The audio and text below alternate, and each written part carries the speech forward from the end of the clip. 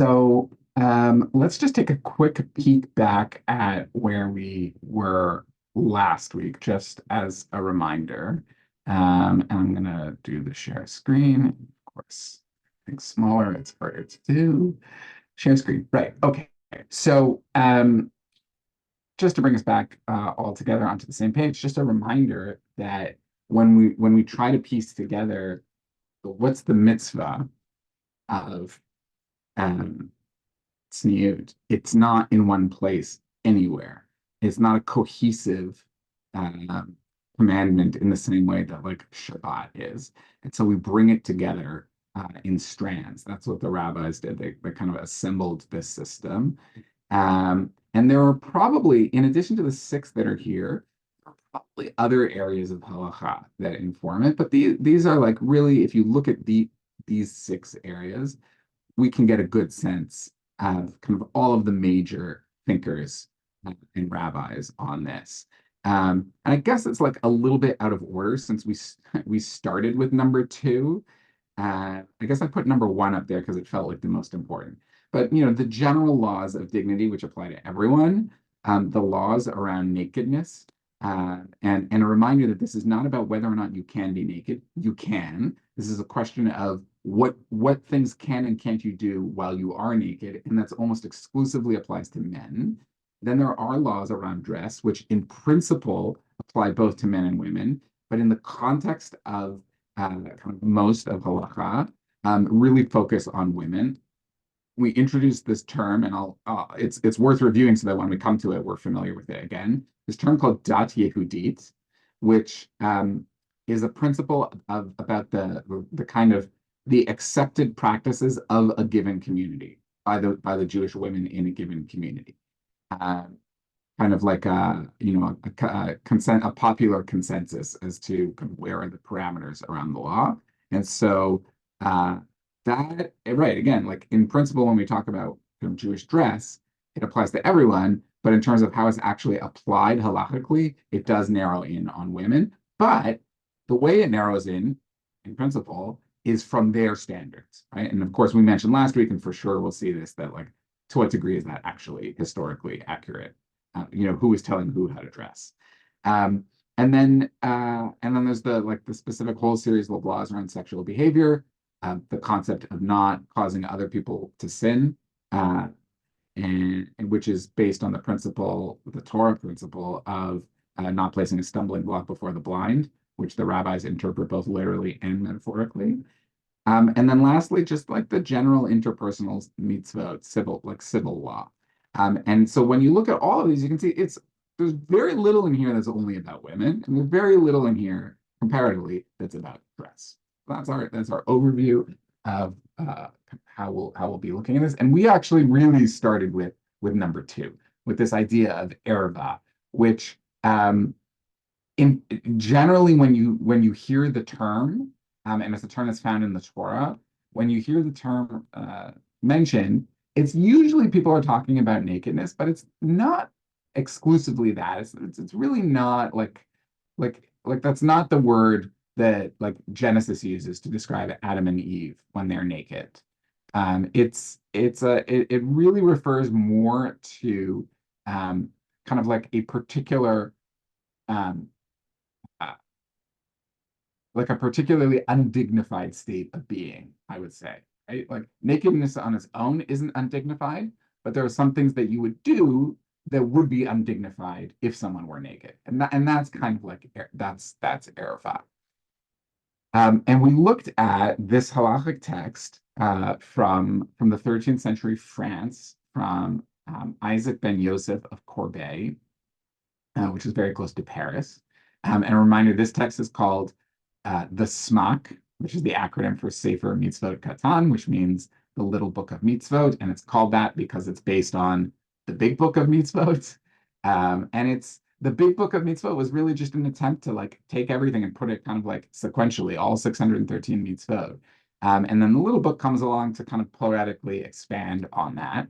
And this is really where we saw the first attempt to weave this stuff together. And we noticed something interesting, that like we're all now experts in the term tzniut. We spent a lot of time looking at um, kind of all of the different Talmudic texts that talk about it. And where does the smock go? Not anywhere near anything that we've studied. He went to this text in Deuteronomy, right? This text about um, battlefield conditions, right? And what you can and can't do, what like among the laws of what you can and can't do when you go out to war. And the part that he really narrows in on is this idea that because there is a desire in a time of war to feel the presence of God amongst you, right? As a protective source, as a guide, that you wouldn't want your camp, your military camp, to be in a condition that was unconducive to that. Apparently, God cares about things like cleanliness. Um, and one of the things that you have to do is basically set up your latrine out of the camp.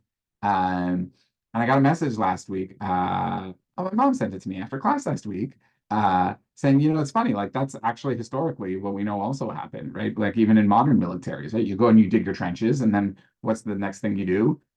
You dig your toilets. You don't want them in and amongst the camp. And we did talk last week about there's almost like a biological, like ingrained, an evolutionary resistance to that. And what's interesting that the Torah and then the later rabbis do is they spiritualize that, and they understand that there's actually some spiritual significance to that too. And that this is really where the idea of tzniut starts coming together, meaning um, being tzniut is creating the conditions to be holy with a mindful presence of God around us at all times. And that there are then actions that we would do. One of them is that we like don't want dirty, smelly things around us that are liable to distract us.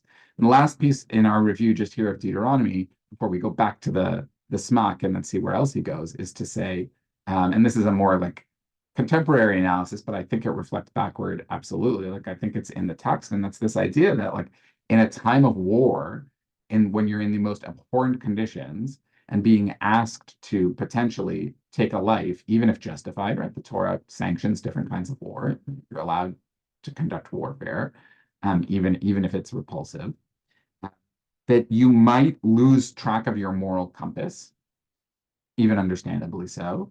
Therefore, what do you need to do to set yourself up to not lose track of it? Okay? What are all the different things that you can do so that even in the worst conditions, you can be mindful of kind of what God asks of us, right? To be holy.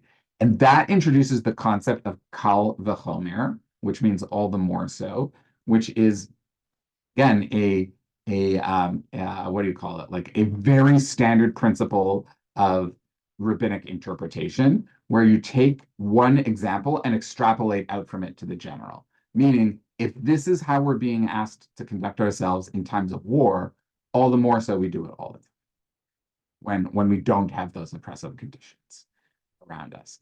That's the general orientation that the Smock brings to the text of Deuteronomy. We'll go back and we'll read his text, and then we'll see like what's he quoting the Talmud for, and what else is happening here. So that's our review. Let's go to the Vanix, and then we'll move ahead. I'm just wondering, Jesse, of the half a dozen sort of principles you gave us on the first page, is there any sort of priority to them? That's where you need to bring your hashkafa in, right? Right? That's a great question. No, there doesn't seem to be. Now, you could answer that question in some interesting ways. You could say, well, let's look at the smock text, right? Let's say, and I would say, if there is a priority, it's probably um, by text, by individual text, rather than like a general principle. So you could look at Courbet at the smock and say, well, he opens with this thing about holiness, and then really the topic he focuses on is erva, right? So you could go back up here and say, like, well, I guess like dignity and self-respect is holiness, and erva is right. And he doesn't talk about any of these. So you could do it that way, right? Um, but this is really about hashkafa. How do you prioritize your competing sets of values, right? Uh, Yeah. If I can add something there, uh, specifically the Dat Yehudi concept. When we were studying kashrut, it seems to me that Daf Yehudi was very, very important when it came to discussing whether to put milk and meat on the same table and all that kind of stuff. And and it seems that that's a more overriding principle if you take it from there and apply it here. Yeah. The Dat Yehudit is not minhag. They operate similarly, meaning they both understand that local communities are going to have different standards. But minhag doesn't start off as halakha. It starts off as custom, meaning it can be overridden, right, by any halakhic norms. Dat Yehudit is halakha. It's built into the system, right? So I'm going to give you an imperfect example of this, and feel free to pick it apart. In New York City, the custom, the minhag, is to ignore the walk signs when you come to an intersection. Meaning, if you're standing around on a corner waiting for the little white man to show up, you're a sucker, right? As long as there's no oncoming traffic, you cross the street. When I moved to DC, I learned that no, you don't do that. And I got yelled at once. And I'm like, but there's no cars. Look, the intersection is totally empty. And like some woman standing in the corner just like railed into me because you don't do that, because that's not the minhag in Washington, D.C. In neither place is that the halakha that you can cross the street against the traffic light, right? Like everybody in New York City breaks the law when it comes time to crossing the street. Everyone. So that's minhag, right? Clearly it's overridden by halakha, but everybody does it anyways.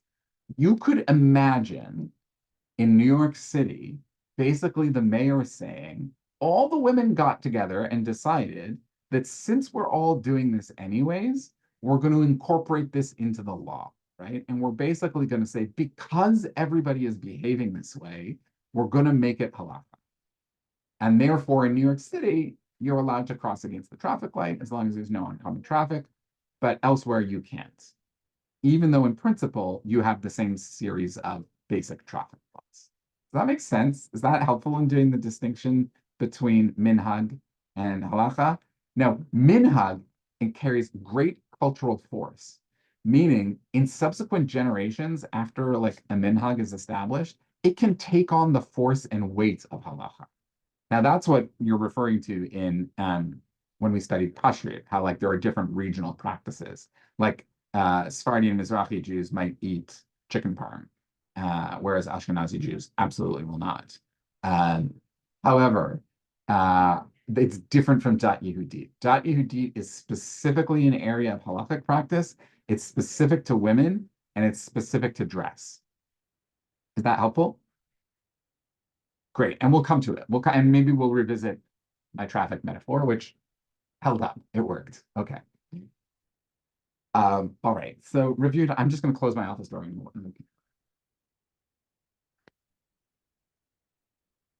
Okay. So let's reread the text from the SMOC just to come back to it, because we're going to dive into some of the other sources that he directs us to. Dawn, can you kick us off with number one? Sure. Being tsnua, as it is written, and your camp shall be holy, and it is written in Micha, and walking modestly with your God. The sages said that no one is modest, but he who is modest in the bathroom.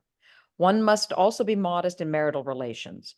Also, in every matter, one must act with modesty and not with peretzut.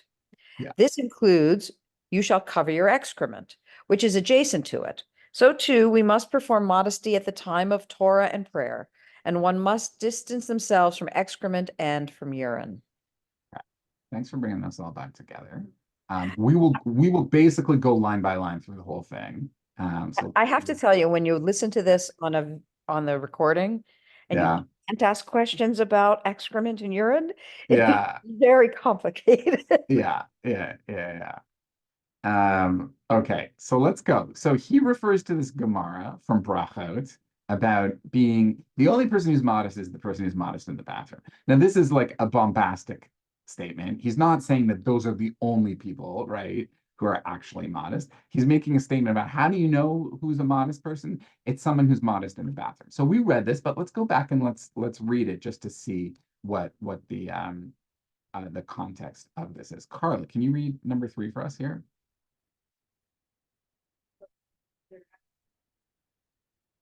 Sorry, skip me for a moment.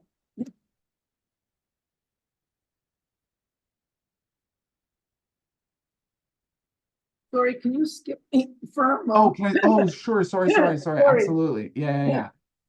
Angel, can I ask you to read? Is that okay? Number 3.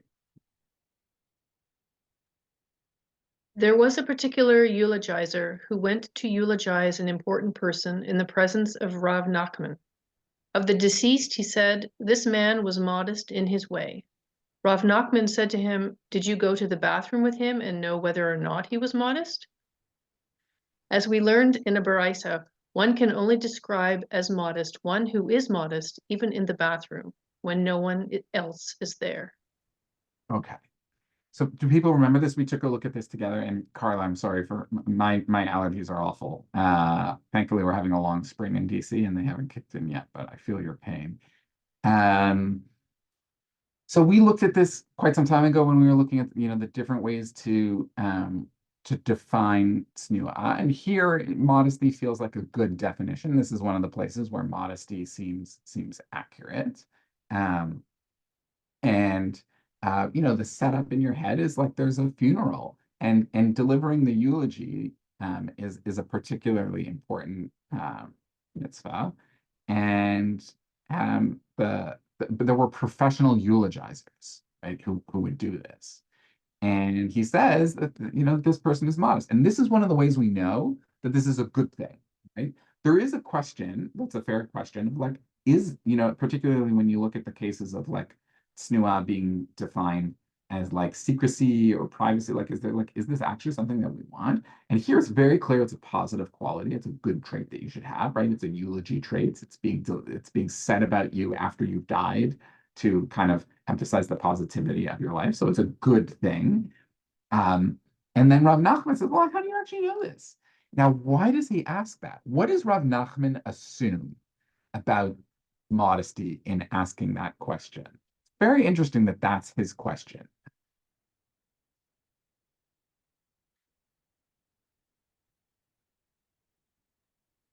Yeah, Peter. Even in death, it is important. It is important to be modest. Oh, that's interesting.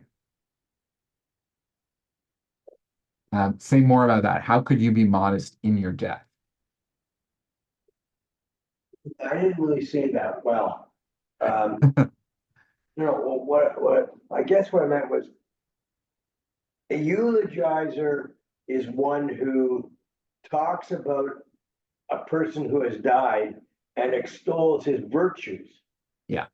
And one of the virtues that this man or this person has is that he was, quote, modest in his ways. Mhm.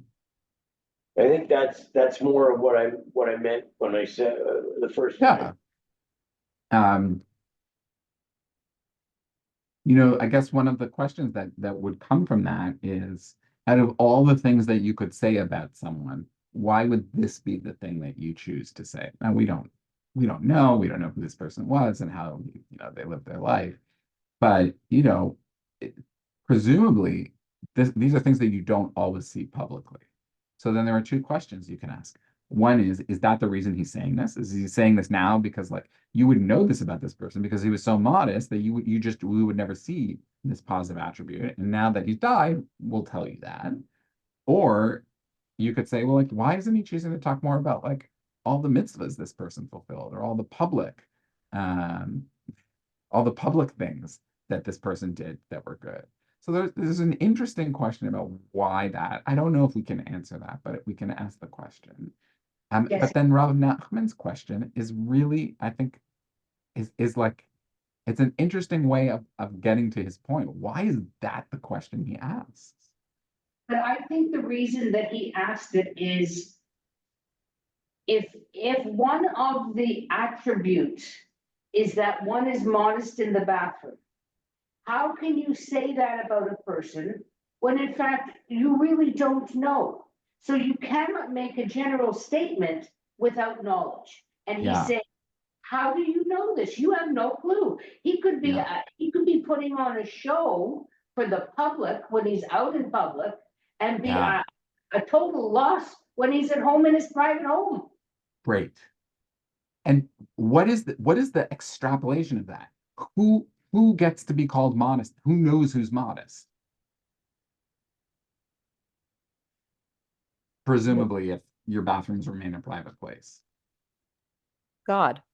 Yeah, It would seem to me that the only other being involved with your bathroom stuff would be God.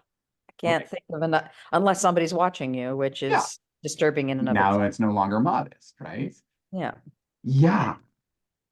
Which is why I would guess that this text is paired, right? In the smock. Now we start to see, what does this have to do with Micah, right? About walking modestly with your God. And what does this have to do with the presence of God in the military camp? This Gemara is also about that. Now it's indirect, it's kind of subtle. Now that's a question we can ask too. Why doesn't he just say that, right? If that's what it's really about. So there's like, it's almost like it's like there's a little wink towards us here of what's happening. And I guess it's worth saying at this point again to like disabuse us of the notion that this is like the Santa Claus version of God who's like watching us all the time to make sure it's not, pardon me, it's not really what's going on. It's not really a strong strain of thought in the Talmud, and but there is an idea of like if God's presence is everywhere, then even in the places where you think nobody is looking at you physically, doesn't mean that you're out of God's presence, right? And it's not punitive, right? Like there's nothing punishing here about that. He's just making an interesting point and saying, like, oh, did you go into the bathroom? And it's a bit of a rhetorical question because if he went into the bathroom, it would no longer be modest, right? Um, and then just again, just to remind folks what a baraita is, sometimes the Talmud will quote baraitas. A baraita is it's Aramaic for external or outside, and it's um, traditions that date to the time of the Mishnah, so around the year 0 to 200 of the Common Era, that didn't make it into the Mishnah. Right? There's lots of rabbis teaching, lots of things they're saying, and lots of texts they're putting. I mean, it's all oral, but like lots of traditions that they're putting out into the world. Not all of them get recorded in the Mishnah, but people still knew of them. They were still kind of like out there. And so the Talmud will sometimes quote them, and it's called a baraita, and they carry weight, right? They carry a lot of weight because they're early. Okay, so back to the text itself. Yeah, Vanix and then Dom. So that means then one can only extol a person in his eulogy as to that what is shown when he is in public. In other words, the expression is you don't know what goes on behind closed doors. Yeah, That's a common statement when it comes to marital relations or yeah, partnership relations. So therefore, I mean, you could have, and we know this to be a fact, you can have a man who's just absolutely the highest standard, comes home, closes the door, and beats his wife. yeah, yeah. Um, and one of the things that you could say, I guess here, like I guess one of the questions that you're raising is like, does this actually provide instructions around how eulogies should be conducted? And like Exactly, what yes. and you shouldn't, the Gemara actually does go on to say that uh, uh, eulogizers are that a eulogizer will be punished in the afterlife if they speak about the dead inaccurately, right? If they do exactly what you're saying, if they say like, oh, this person was a great person, but there was all this stuff happening behind the scenes. that they didn't know about. And that actually, listen, let's sidestep for a minute here and say this Gemara is not actually about tzniut. What it's actually about is how do you deliver a eulogy and how do you say things about the dead, even if you don't know them to be true or not. But it comes to be included in the canon of laws around tzniut, right? So that's a great kind of like data point for us for understanding how tzniut gets cobbled together from all of these different areas. They're pulling here from like something that's not really talking about all of that. It's really at least in this moment, talking about modesty in the context of something much, much bigger. Right. So even though modesty is clearly viewed as being a positive attribute here, there's kind of like a pushback against, yeah, it's great, but like you don't know. So maybe you shouldn't be talking about it. Great point. Yeah, dumb. I just have a question. If the highest form of modesty is how we behave when nobody's looking, is there a canon that sets out for us how we should behave when nobody's looking? Like, like, I mean, what I hate to get into the mechanics of bathroom behavior, but No, we should. This is what it's but yeah. but if that is if that is the gold standard, no pun intended to the gold toilets or any the Yeah, thrones or that's funny. That's great. right. If that's the gold standard, then why how are we supposed to behave so that this is the highest form of modesty? Yeah, yeah. Um, Sorry, I don't really mean to divert us. no, it's so good because this is another example of a hashkafic worldview, right? Um, integrity is how we would call this, right? That you behave in private the same way you portray yourself in public, and that you conduct yourself publicly with the things that you say in private that are important to you. There's no like real one source on that, but the concept is definitely very, very strong. I'll note that I saw that Joe Lieberman died last week, and he was the stepfather of one of my teachers of Talmud. I actually didn't know this. Talking about modesty, this is not something I knew. He kept it rather private. My teacher did, and I only knew after he died that like basically like for his whole life, Joe Lieberman was his stepdad. Um, and he delivered he delivered one of the eulogies at his funeral, and this is what he talked about. But like this was someone who lived a life of integrity. He was who he was on the inside, who he said he was on the outside. And one of the texts that he drew upon to kind of like guide that was the idea that the priestly vestments that the high priest, that Aaron and the high priests wore.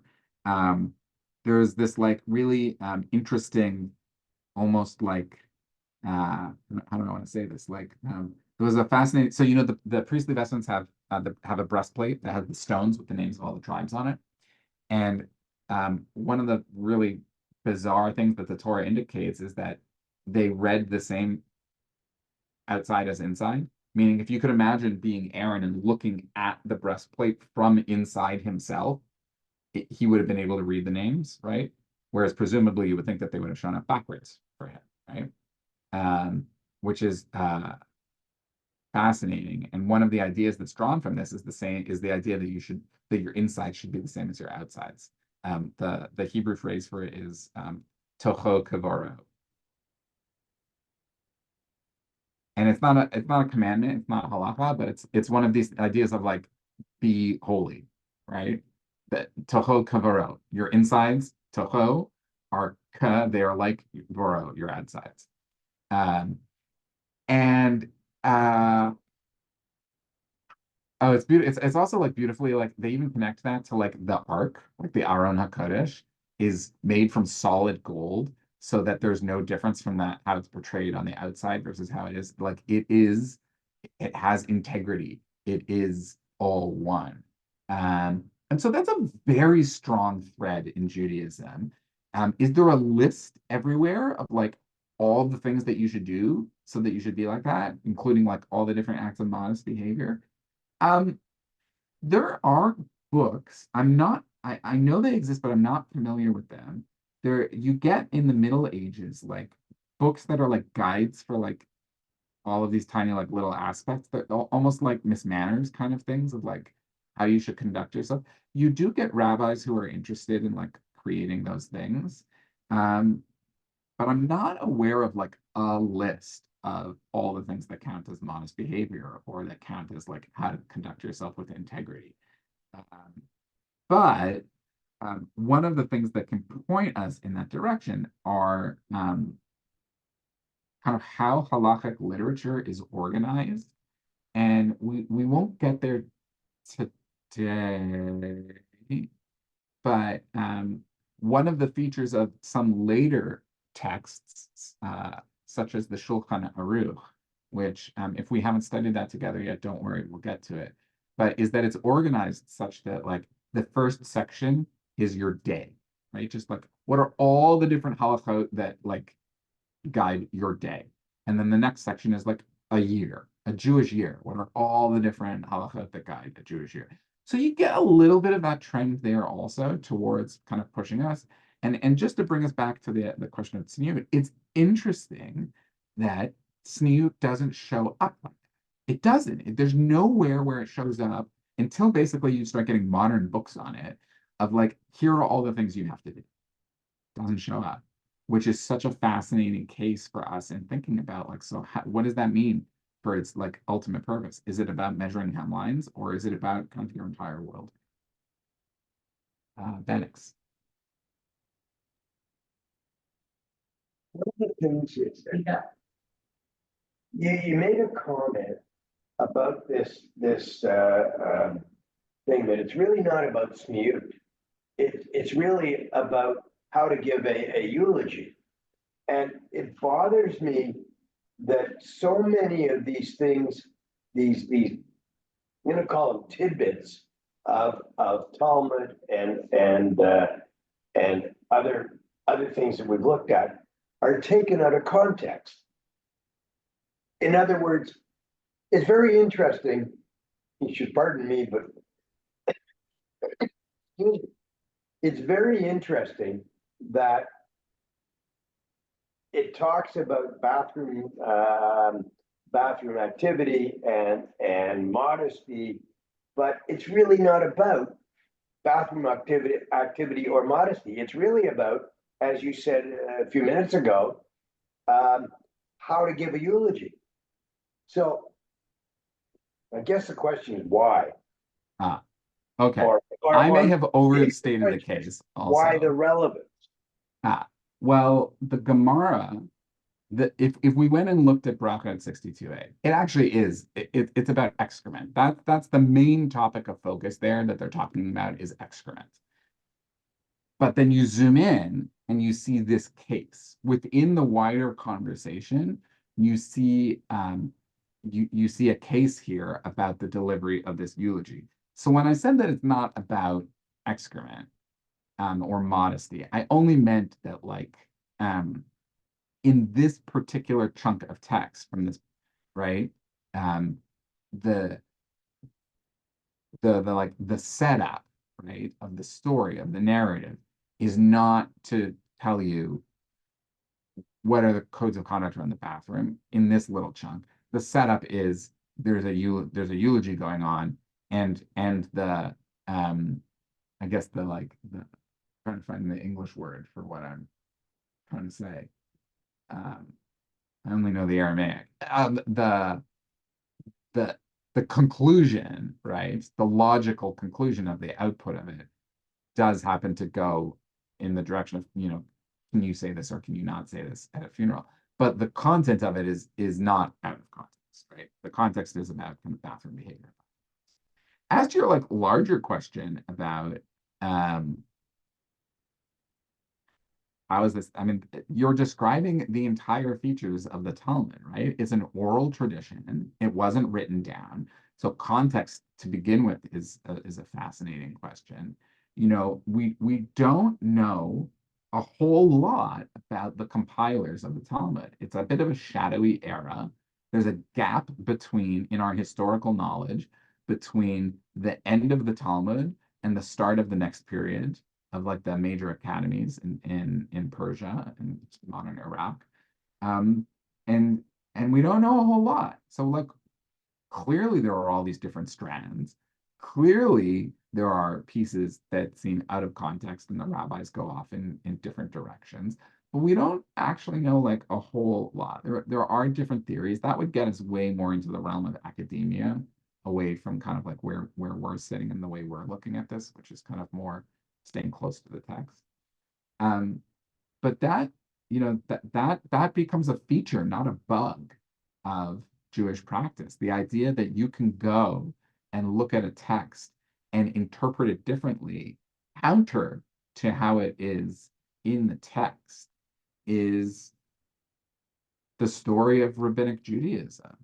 And when it's frustrating to us, I think that's a signal of like, well, let's get closer and understand like what they're doing and why it's going on. And by the way, we did a little bit of that here, right? One of the things we realized here is like, well, there's nothing in this text here that's necessarily talking about kind of being mindful of the presence of God.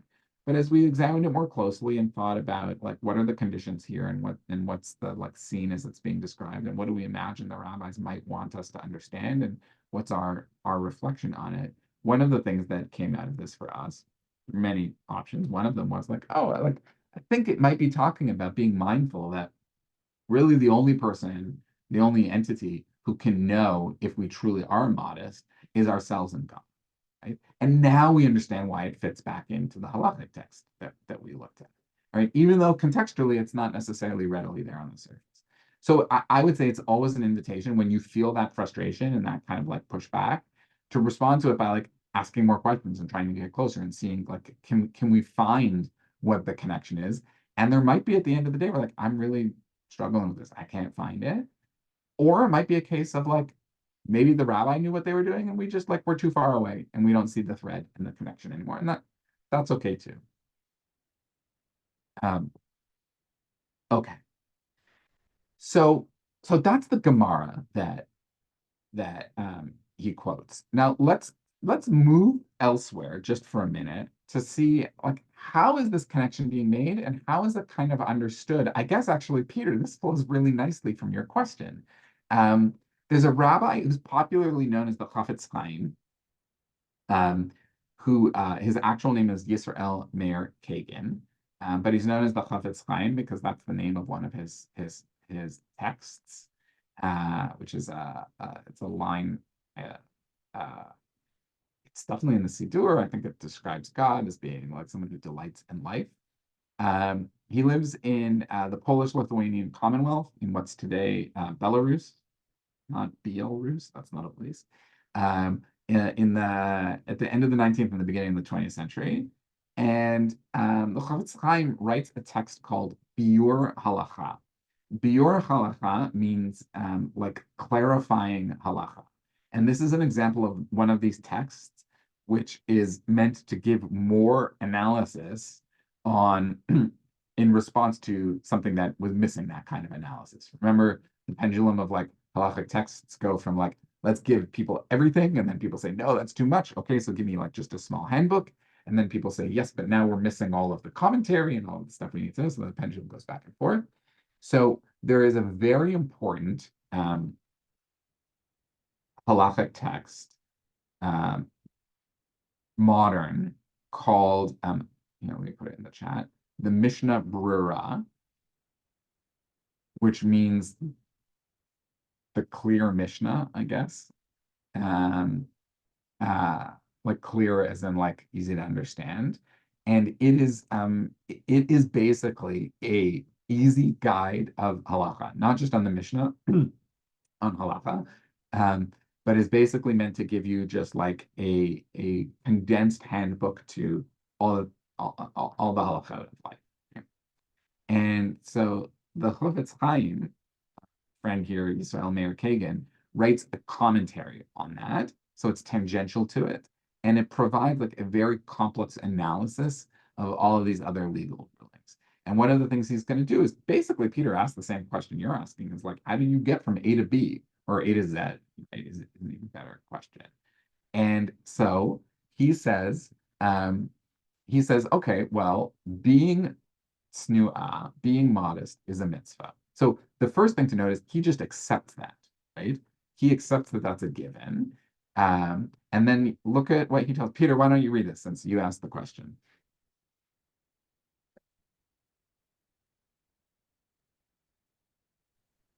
Be modest.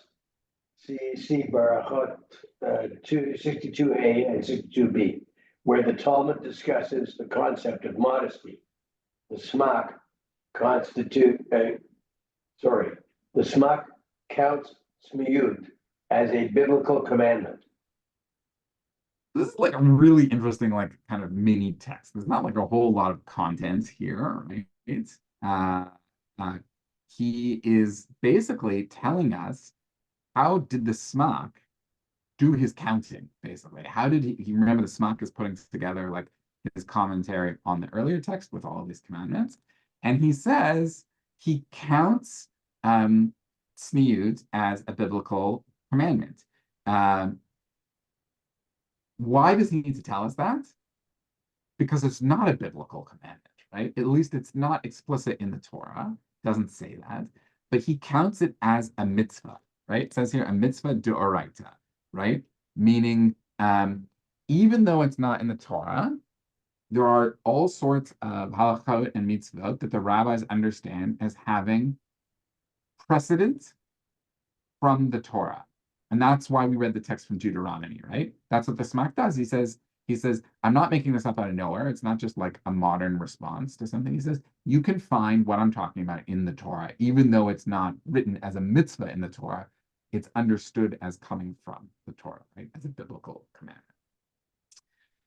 So this is just helpful in us in understanding that, like, Peter, maybe there was also like a little bit of like uncertainty around like, well, is it or is it not? I'm like not quite clear as to whether or not it's actually from there. And he says like, yep, it is. And if you want to learn more about this, see Brachot 62a and 62b, where the Talmud discusses the concept of modesty, which we just did, right? So we just did this.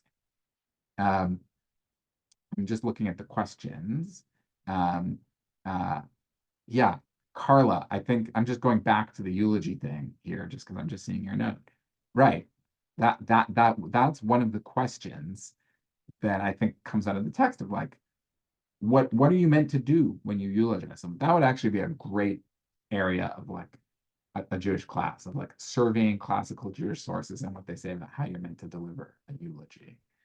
I had one class in rabbinical school how to give a eulogy. It is not enough. Yeah. So that would be really interesting. The Hebrew from here is Yehei. And yes, it is imperative, right? Yehei tznuah means like, would that you should be modest, basically, right? Please may it be that you are modest. Yeah. Okay. So that's the Biur Halacha, and it's just like a little helpful guidepost for us on the way in understanding how these things are getting stitched together. And one of the things that you can see happen is that even though being tzniut is not Torah in the sense that like being Shomer Shabbat is, over time it gets stitched, right? So you get the Smak giving this teaching where he's drawing it attached to Deuteronomy. Then you get someone like the Chofetz Chaim coming along later on and saying like he counts this, he's tightening it up a little bit, and eventually you get to the point where it's just understood to be that.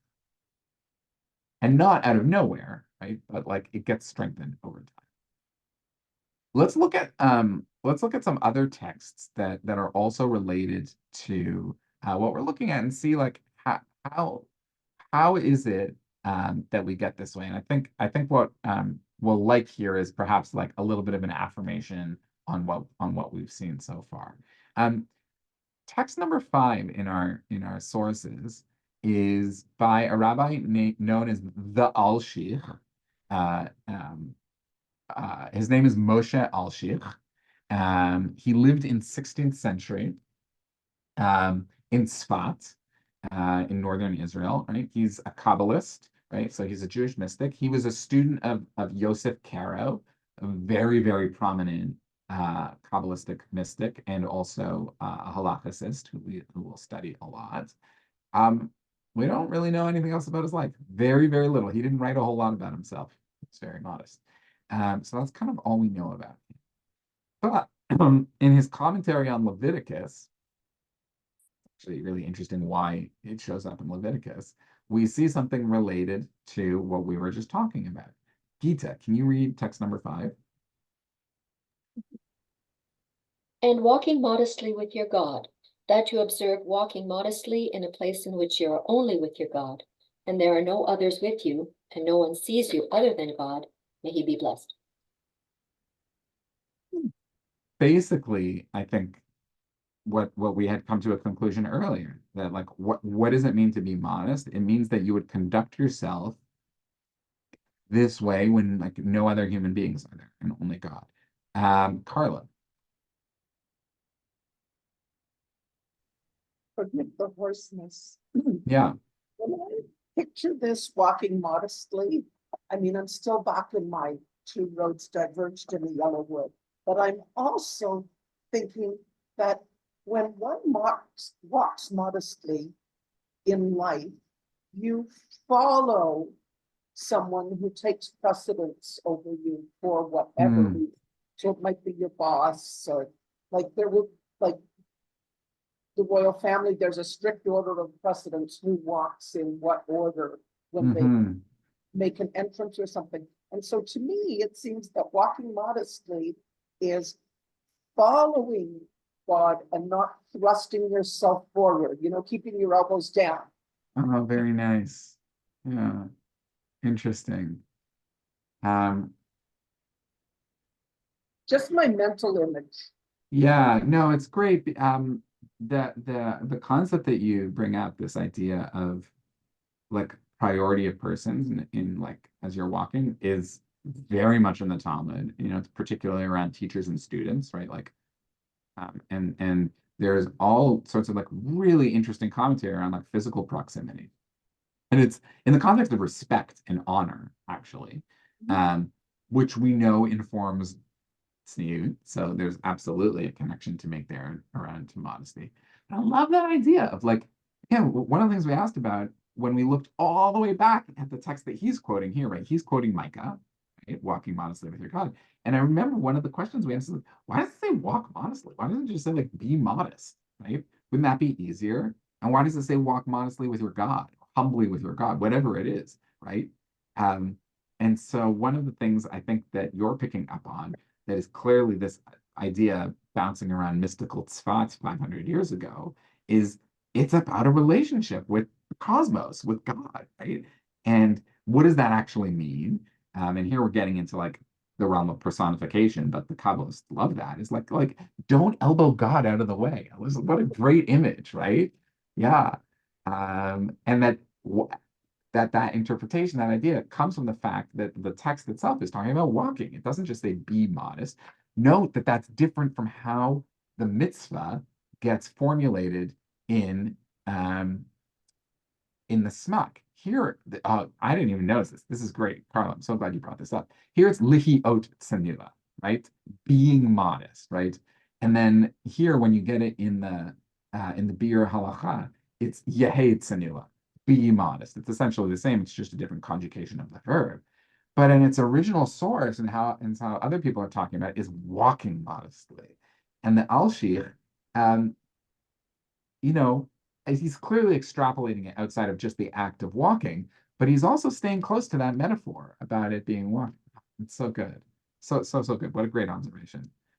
Um, just have to make a note of that so I don't forget that. Okay. Okay, great. Any other questions about the Alshich and what he's doing here in this commentary? It's short.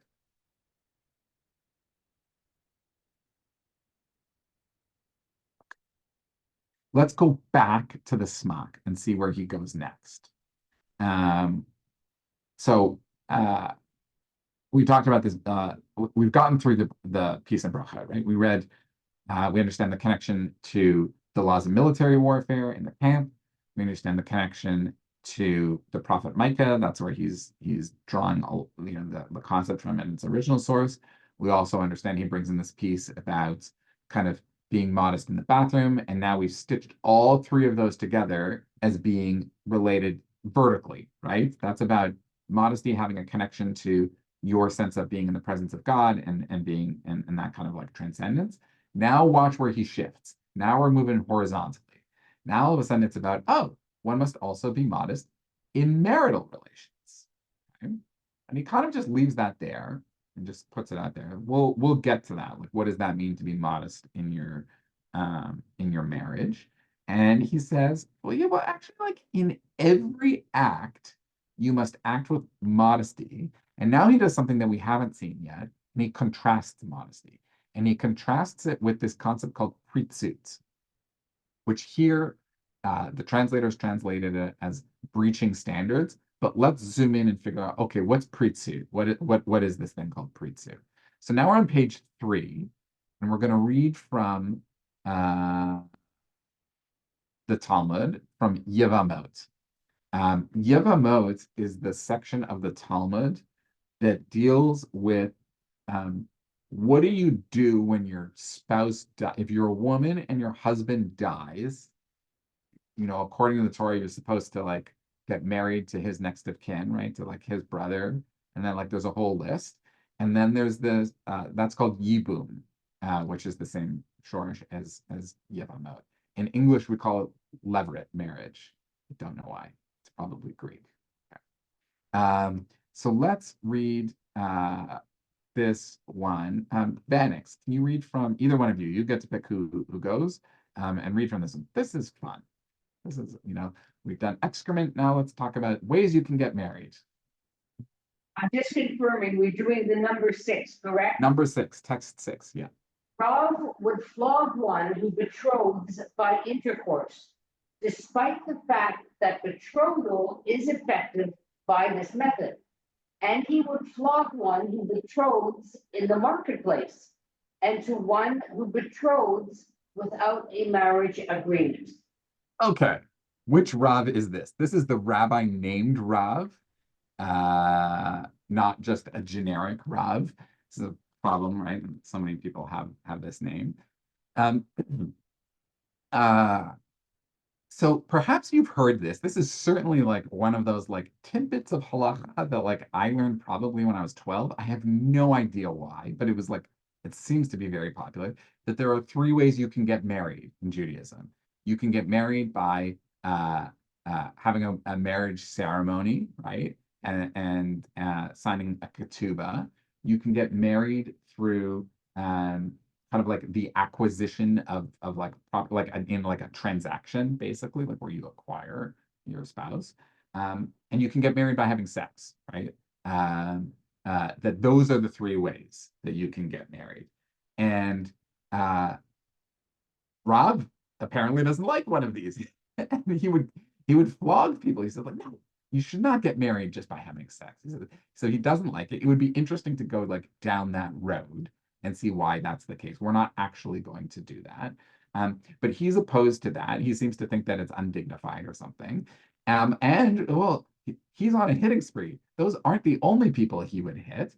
He also apparently would go out and flog people who got engaged in or married in the shuk, in the marketplace. He didn't feel like that was appropriate. You're supposed to get married outside, but maybe not in the shuk is not the best place. And to somebody who gets married without a ketubah, right? So he has a very particular lens on who should get married. But let's look at let's do John's question, and then let's look at Rashi's commentary, who's going to help us understand why Rob had such problems. By the way, I should also say it's not clear when like the Talmud gives all of these stories about kind of punishment is like really know if he's actually going around slapping everybody. It might just be bombast. Just okay, done. Just a quick question. I actually understood betrothed in the marketplace as purchasing a wife as opposed to being in the shuk. Yeah, yeah, it's the place where you get acquired, like the acquisition happens. But I don't think he's talking about he went and bought a woman at the marketplace. I don't think so. Um, we No, were- no, we no, were that's not what I meant. I meant, there are cultures where you purchase a wife, right? You yeah, have yeah, no, that's what I payment with, mean. yeah, Yeah. I didn't get this idea that, we're going to, Machane Yehuda and buying a wife or Well, something. now that I'm looking at Rashi on it, it might. I have to zoom in on that a little bit. It might actually be that that's what he saw. I'm not entirely sure. Let's read the Rashi on it. Don? Will you read the Rashi in number 7? Yeah, sure. One who betroths by intercourse because it's pritsut. Okay, so he sets up here. He says, "Why is betrothing by intercourse a problem?" Right? And Rashi is really like, "Well, it doesn't. I mean, it's not. Halachically, you're allowed to do it. It's one of the ways where that kind of affects marriage. And if you have sex with a woman who is a virgin, she becomes your wife. That's kind of one of the ways that it was done." And Rashi, you could say like, "Well, why?" Rashi's commenting on this because he feels the need to say, but it's not, but you are allowed to do that. But oh, but there's something about it. It's pre-suit. And note that I haven't translated it here yet. We'll get to that from the next one. Okay, do the next one. And one who betroths in the marketplace, even with money, it is contemptuous behavior and pritsut. Okay, this is what's leading me now to think that it is talking about purchasing someone, right? Which you are allowed to do. That's one of the things that's in a traditional ketubah is like the financial exchange, right? That takes place. And he describes it now here as zilut upritsut. And this is helpful because he's giving us a synonym. So now we can really understand what pritsut is. Zilut is contemptuous behavior. Um, and it's of like just utterly disregarding like how you're supposed to behave. So we're looking at all of this just to understand a little bit more about what the word pritsut means, not to understand the halachot of marriage. And it's very clear that pritsut is like this contemptuous disregard for good behavior. And note that like you could technically be following the law, but do it contemptuously, right? You could do it with just like an absolute kind of like disgusting manner where you like begrudgingly do something or uh, or like don't actually care about the underlying values. And that seems to be what Rashi is saying is that even though these are acceptable ways of getting married, don't really do it. And by the way, that's kind of where we land today, right? That's basically kind of general operating in Judaism today. Okay, so that's pre-suit. Yeah, Vanix. Jesse, would this also cover the reverse parents who sell their children to people for money because they need the money? So they sell it to somebody, they get money, and that person then No, I marries. don't think so. I think we'd have to go and like look separately at, Okay, what indentured servitude and all of that stuff. So let's take that definition of pre-suit that Rashi gives us and inject it back up into the text, and that's where we'll end today, right? Is that in every act you should act modestly and not with like this contemptuous behavior and not by like breaching kind of acceptable standards. Like you should act in a way that's mindful of what's expected of you, even if you think that what you're doing is technically within the realm of halacha. You really need to do it within kind of what are the accepted norms. And like every group of people has different understandings of what counts as like contemptuous behavior, right? So I think that's a little bit is what's in here too, is this kind of like nudge in the direction of even if you think, and everybody commented on this to one degree or another today, that like even if you think outwardly you're behaving according to the standards, inwardly or in private, if you are acting against that or in contempt of that, um, that's not sneakers. That's not modest. Okay. Great. So we'll keep a pace with this. Next week we'll come back and we'll come back to the smock and see how we go here, and we'll look at some of the other commentaries on this. And I'm just looking at how much we have left to do in this section. Next week we'll probably finish this section, and then we'll get to move on to some of the other areas of Tzniut. Shabbat shalom, everyone. Have a great weekend, and we'll see you next week.